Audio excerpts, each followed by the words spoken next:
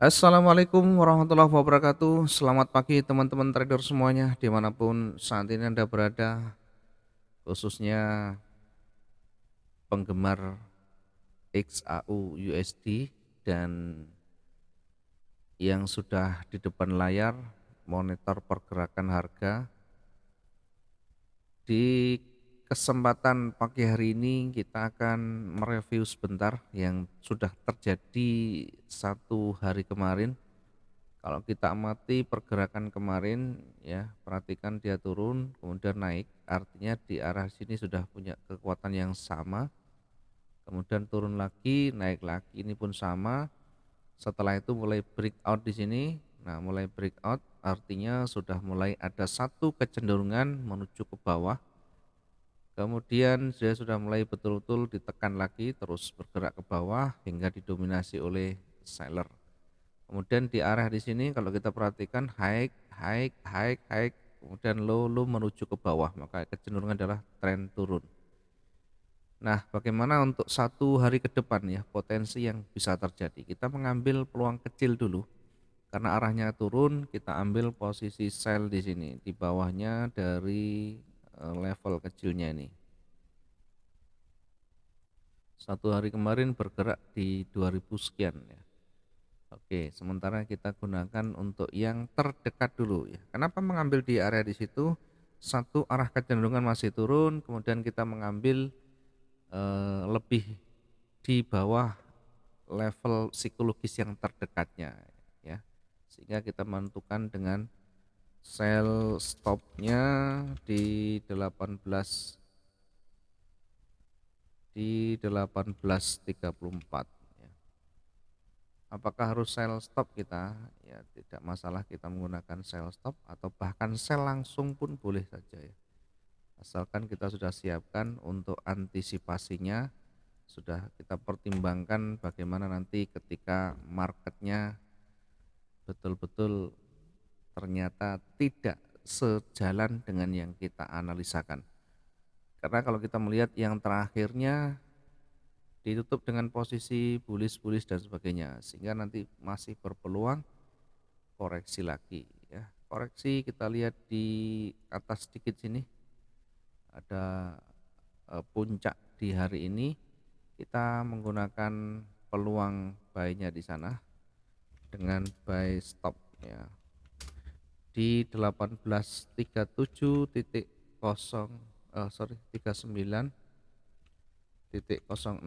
Kita mengambil yang kecil saja dulu ya, untuk memastikan dapat peluang yang lebih di kesempatan awal yang masih bergerak belum terlalu jauh ini. Kemudian targetnya di mana? Di buy stopnya targetkan di 1846 ya. Kita ukur, kita hitung dulu 46 itu sejauh mana? Ya 700. Masih realistis meskipun kalau kita mengambil pagi ini cukup besar ya. Kita bisa targetkan yang terdekat di sini dulu. Di kisaran harga 1843 atau sekitar 390-an. Kemudian di wilayah 1846 ini ada potensi juga nanti koreksi ya, sekaligus mendekati area retracement. Kita harus hati-hati di sini karena bisa jadi di wilayah 1846 atau di sini di 1849 nanti akan ada koreksi, sehingga kalau kita tarik seperti ini ya, kurang lebihnya seperti ini. Bisa jadi di area ini atau bisa jadi nanti di area yang di atas ini.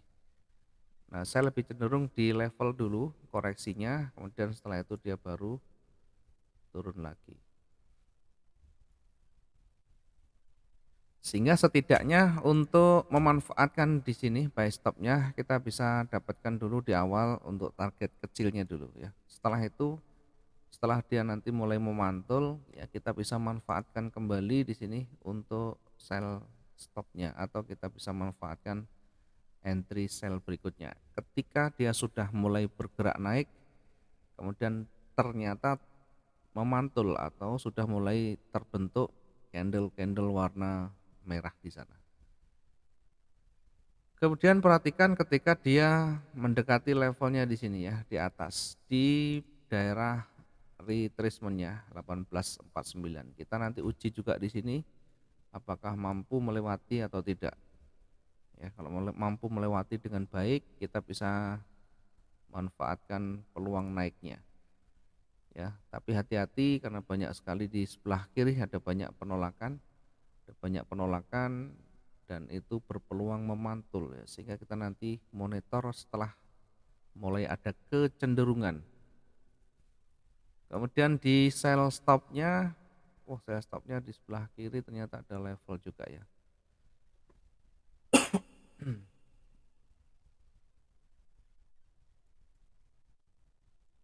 Sell stopnya sebelah kiri ada level juga, sehingga harus betul-betul hati-hati di sana. Ya, tetapi ketika kita sudah memperhitungkan, begitu tersentuh kita langsung siapkan dan antisipasikan di atasnya. Sudah tidak usah takut. Ketika kita sudah memahami, ketika kita sudah menguasai teknis di dalam trading, tidak peduli yang kita analisakan apakah sesuai dengan pergerakan real marketnya atau bahkan berbalik, karena kita sudah siap semuanya. Bukan ada fobia atau ketakutan yang luar biasa. Kita entry takut nanti salah, kita entry takutnya nanti berbalik. Ya, selamanya ketakutan itu akan muncul kalau kita tidak pernah belajar untuk yakin dan bersiap untuk melakukan antisipasi semuanya. Kemudian di bawah lagi, di peluang bawahnya ini masih ada level di sana. Ya, kira-kira nanti kalau turun kita hati-hati di area ini ya. Bisa jadi ada koreksi di sana sehingga kita bisa memanfaatkan peluang limitnya di 1826 titik sekian ya. Peluang limitnya. Ini jaraknya kita ukur apakah realistis ya, masih bisa lah. Oke, untuk yang di bawah kita ambil saja dulu yang kecil dengan nanti patokan kita pada satu range kemarin ya, bergerak sekitaran ini, sehingga ketika nanti dia turun potensi itu ada ya, bahkan sampai di level di sebelah bawah, kira-kira mendekati levelnya di sini ya. Kemudian ketika naik kita perkirakan hingga di 1851 itu ya, dengan area yang cukup signifikan juga di sana.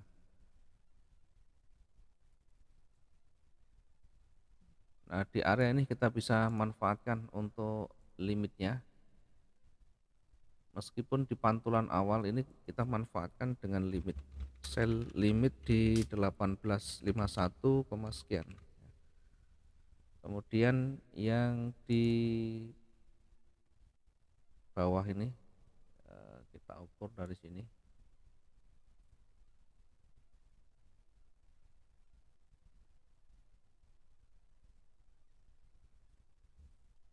di 1846. Ini untuk antisipasi saja, kita tidak usah masuk dulu di sana.